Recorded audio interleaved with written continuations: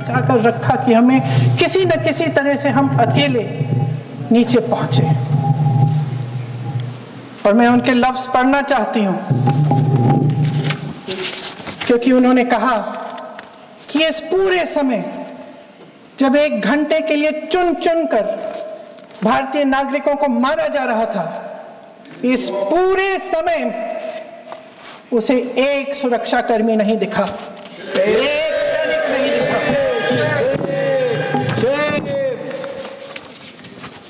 शुभम की पत्नी ने कहा, कोट, मैंने अपनी दुनिया को खत्म होते हुए देखा, अपनी आंखों के सामने एक सिक्योरिटी गार्ड नहीं था।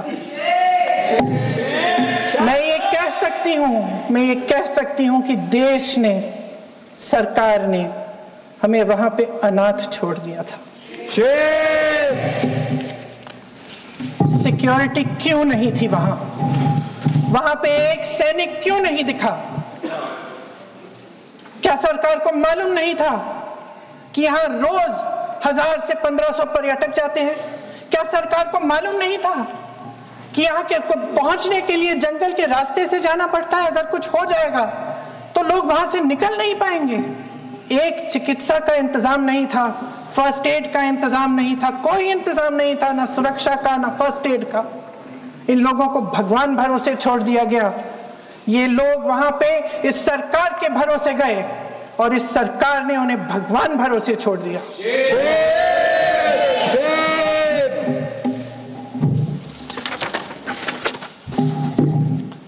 मैं पूछना चाहती हूं, ये किसकी जिम्मेदारी थी? इस देश के नागरिकों की सुरक्षा की जिम्मेदारी किसकी है? क्या इस देश के प्रधानमंत्री की नहीं है? क्या इस देश के गृह मंत्री की नहीं है? क्या इस देश के रक्षा मंत्री की नहीं है? क्या एनएसए की नहीं है? अध्यक्ष महोदय, पहलगाम हमले से सिर्फ 2 हफ्ते पहले हमारे गृह मंत्री महोदय जी कश्मीर गए थे। किस लिए गए थे? जो सुरक्षा की व्यवस्था है इसको देखने के लिए गए थे, इसको रिव्यू करने के लिए गए थे। और उन्होंने वहां कहा कि आतंकवाद पर विजय प्राप्त हुई है। ये 2 हफ्ते पहले है। 3 महीने बाद जेएनके के गवर्नर साहब एक आम इंटरव्यू में ऐसे ही चलते चलते कह देते हैं कि हाँ, बैसारन वैली में बहुत लापरवाही हुई और इसके लिए मैं जिम्मेदारी लेता हूं। ऐसे ही चलते चलते, और वो बात होती है, खत्म भी वहां होती है और वहीं खत्म हो जाती है। उनसे जिम्मेदारी ली भी नहीं जाती, कोई सवाल नहीं उठाता, कोई जवाब नहीं देता। अध्यक्ष महोदय, उस हमले की जिम्मेदारी एक आतंकवादी गुट जिसका नाम टीआरएफ है थोड़े दिनों बाद लेती है। कौन है ये टीआरएफ? 2019 में ये गुट बना। 2020 में इसने कश्मीर में आतंकवाद का काम शुरू कर दिया और अप्रैल 2020 से लेकर 22 अप्रैल 2025 तक इन्होंने 25 आतंकवादी हमले किए। गृह मंत्री महोदय ने जब यूपीए सरकार के समय के आतंकवादी हमले गिने तो लगभग 25 गिनवाए थे अभी अपने भाषण में। इस गुट ने कश्मीर में 25 हमले 2020 और 2025 के अंदर एक पूरी लिस्ट है इन हमलों की। मेरे पास इतना समय नहीं है इसलिए मैं एक एक को नहीं पढ़ना चाहती, लेकिन मैं इतना कहूंगी कि इनमें रियासी का हमला भी था 2024 का, जिसमें 9 लोग मारे गए और 41 लोग घायल हुए। कुल मिलाकर 2020 से लेकर 22 अप्रैल 2025 तक टीआरएफ ने 41 सेना और सुरक्षा कर्मियों की हत्या की, 27 सिविलियन की हत्या की और 54 लोगों को घायल किया था। भारत सरकार ने टीआरएफ को आतंकवादी संगठन का दर्जा कब दिया? 2020 में दिया। 2021 में दिया, 2022 में दिया, 2023 में दिया। 3 साल बाद, 3 सालों के लिए ये आतंकवादी गतिविधियां कर रहे हैं और आप इनको आतंकवादी संगठन तब कहते हैं 2023 में। इसकी क्या वजह थी? ये सब सरकार के संज्ञान में था।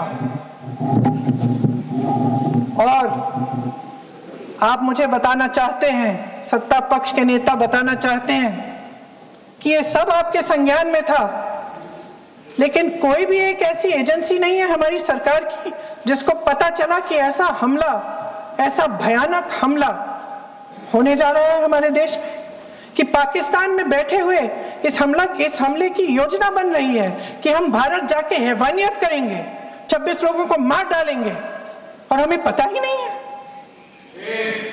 क्या ये हमारी एजेंसियों की विफलता है कि नहीं है? ये बहुत बड़ी विफलता है, ये बहुत बड़ी विफलता है।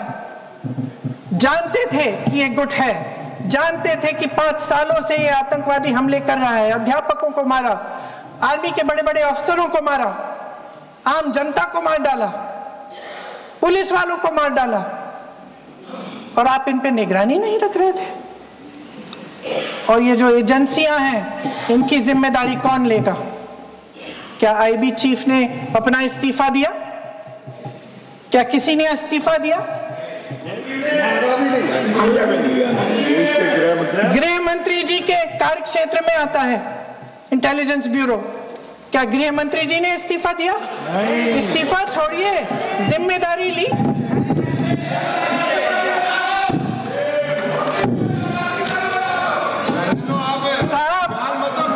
देखिए, इतिहास की बात आप करिए, मैं वर्तमान की बात करना चाहती हूँ।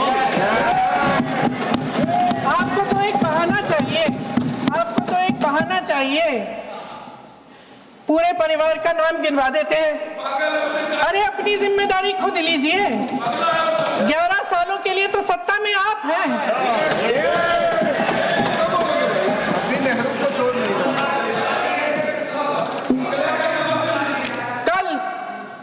माननीय गौरव गोगोई जी ने अपने भाषण में पूछा गृह मंत्री जी से, क्या आपकी जिम्मेदारी नहीं थी? मैं देख रही थी।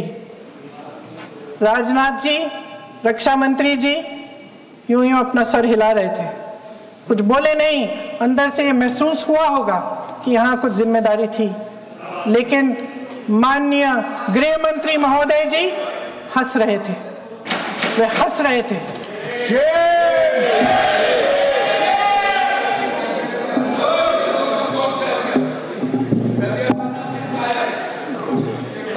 अध्यक्ष महोदय, कल सत्ता पक्ष और आज भी सत्ता पक्ष के नेताओं ने 2008 के मुंबई के हमलों का जिक्र किया, बार बार कहा कि मनमोहन सिंह जी की सरकार ने कुछ नहीं किया। ये तो जानकारी होगी ना कि उसी समय जब वो आतंकवादी हमला चल रहा था, तभी उन आतंकवादियों को मार डाला था। एक बचा था और उसको भी फांसी दे दी थी 2012 में।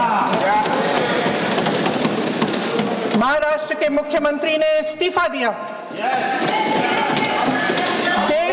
देश के गृह मंत्री ने जिम्मेदारी लेकर इस्तीफा दिया। एक जवाबदेही थी पब्लिक के प्रति, एक जवाबदेही थी इस देश की जनता के प्रति, इस देश की धरती के प्रति।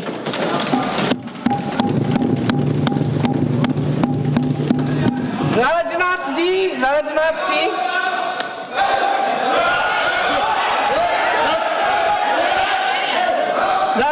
जी तो पुलवामा, उरी और पठानकोट के समय गृह मंत्री रहे थे।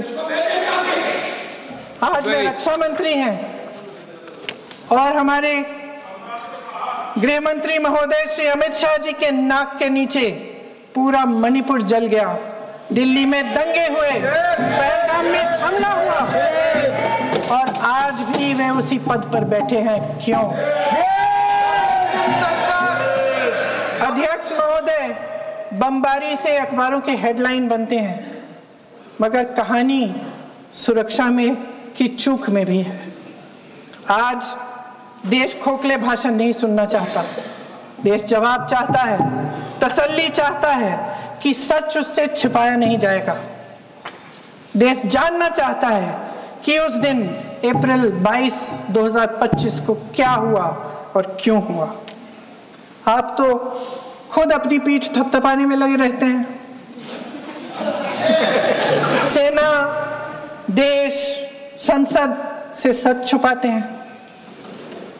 ऑपरेशन सिंदूर जब शुरू हुआ, हम सब ने समर्थन किया, सब एकजुट होकर खड़े हो गए इस देश के लिए। दोबारा होगा, दोबारा खड़े हो जाएंगे। अगर हमारे देश पे हमला होता है तो यहाँ इस सदन में किसी भी पार्टी का हो, कोई भी हो, सब आपका समर्थन करेंगे। और हमें अपनी सेना पर गर्व है कि उन्होंने इस बार भी दृढ़ता से लड़ाई लड़ी, धैर्य से लड़ाई लड़ी, वीरता से लड़ाई लड़ी। लेकिन इस ऑपरेशन का सिंदूर का क्रेडिट, उसका श्रेय तो हमारे प्रधानमंत्री जी चाहते हैं। सही भी है, ठीक है, सही है, श्रेय ले, श्रेय ले। ओलंपिक्स में हमारा मेडल आता है, उसका भी श्रेय लेते हैं लेकिन सिर्फ श्रेय लेने से नहीं होता नेतृत्व, जिम्मेदारी भी लेनी पड़ती है।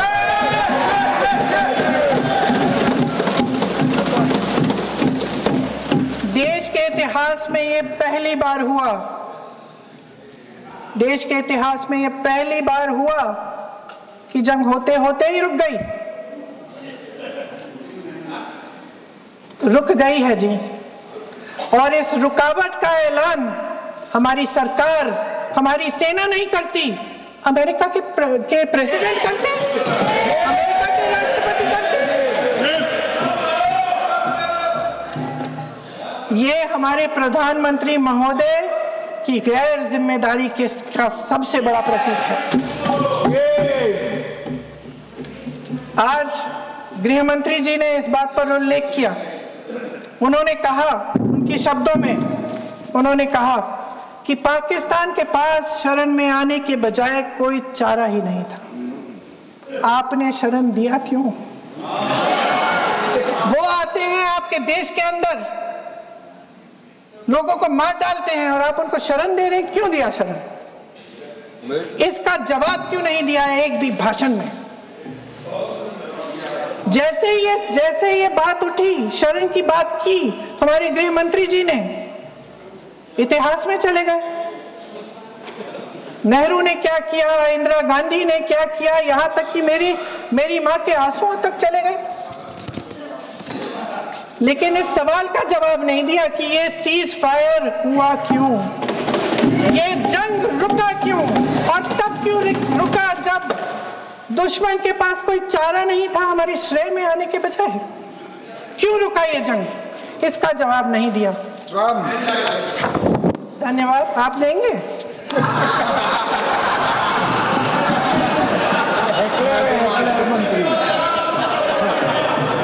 देना भाई, देना। आपको टाइम मिलेगा तो, टाइम नहीं मिलेगा आपको शायद। वैसे महोदय, मेरी माँ की आंसू की बात किए, मैं इसका जवाब देना चाहती हूँ। मेरी माँ के आंसू तब गिरे जब उनके पति को आतंकवादियों ने शहीद किया, जब वे मात्र 44 साल की थी। और आज अगर मैं इस सदन में खड़ी हूं और उन 26 लोगों की बात कर रही हूं, मैं इसलिए कर रही हूं क्योंकि मैं उनका दर्द जानती हूं, महसूस करती हूं।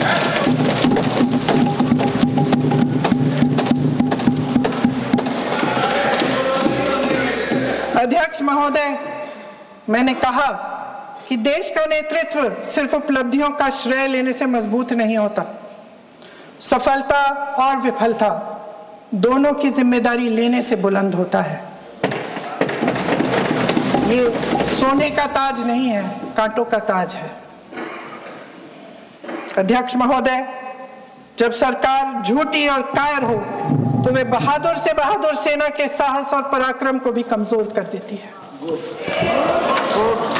देश को प्रतिशोध के साथ साथ सबके प्राणों की रक्षा का प्रण चाहिए।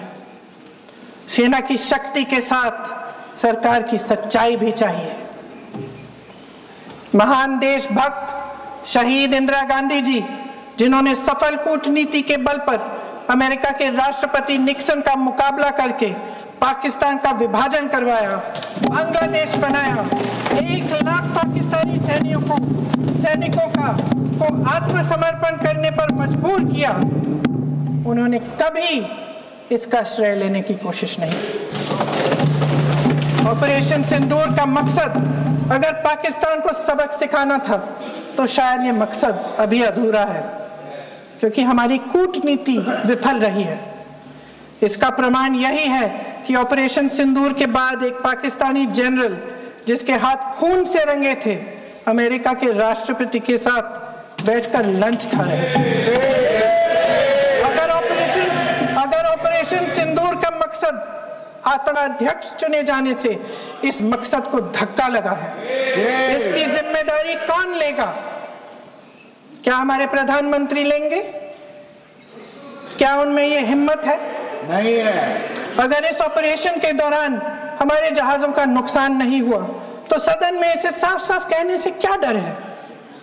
क्यों नहीं कहा है?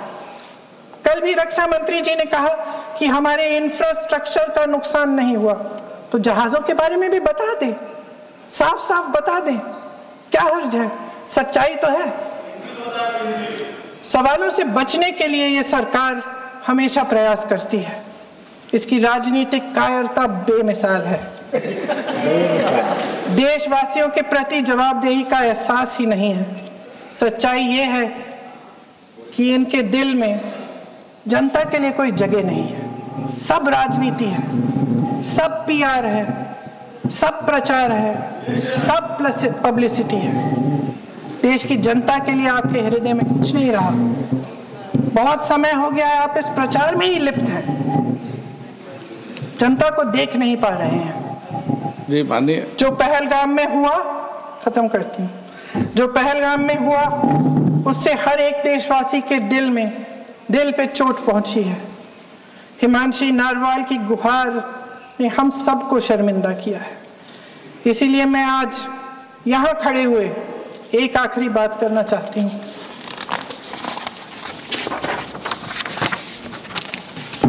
इस सदन में लगभग सभी के पास सुरक्षा है, सुरक्षा की व्यवस्था है। हम जहां भी जाते हैं हमारे साथ सुरक्षा कर्मी आते हैं। आपको भी मिल जाएगी, आप मंत्री बन जाएंगे, आपको भी मिल जाएगी। मैं मजाक की बात नहीं कर रही हूँ, थोड़ा सा धैर्य रखिए। उस दिन पहलगाम में 26 परिवार उजड़ गए। 26 लोगों को अपने परिवार के सदस्य के सामने मारा गया।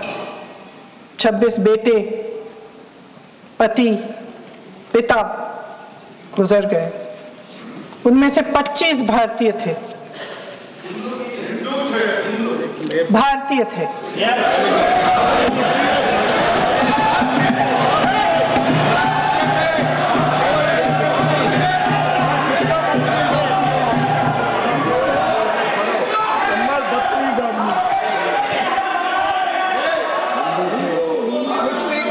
जितने भी लोग बैसारन वैली में थे और जो 25 भारतीय मारे गए, उनके लिए कोई सुरक्षा नहीं थी। आप कितनी भी ऑपरेशन कर डालें, आप इस सच्चाई के पीछे छुप नहीं सकते, इसे नकार नहीं सकते। आपने उनको सुरक्षित नहीं किया। कोई शर्म नहीं है और ना कभी होगी। सुन लीजिए, सुबह भी मैं शिव मंत्र बोल के आई हूं। इनको क्या पता शिव मंत्र क्या है? शिव मंत्र इनका खत्म कर लूं अपना भाषण। शिव मंत्र मैं एक बार उन 25 भारतीयों के